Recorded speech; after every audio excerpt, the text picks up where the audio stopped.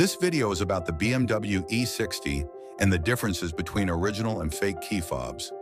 As you'll see, there are major visual and structural differences between the genuine and counterfeit circuit boards.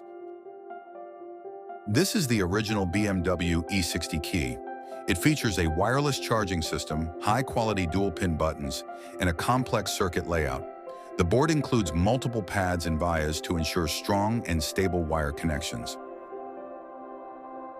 On the back side, it uses a rechargeable 3-volt Panasonic battery, securely sealed with an insulating washer to prevent short circuits.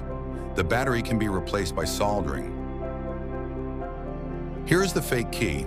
As you can see, it has a much simpler design. The wiring is thinner and often detaches from the board. The 4-pin buttons are low quality and tend to break off due to poor pad design and weak soldering. The fake key uses a standard coin battery, CR2023, common in regular car remotes.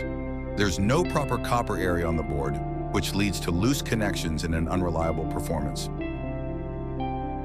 The original BMW key is clearly more durable and better engineered. If possible, always use the original remote for reliability and longer lifespan.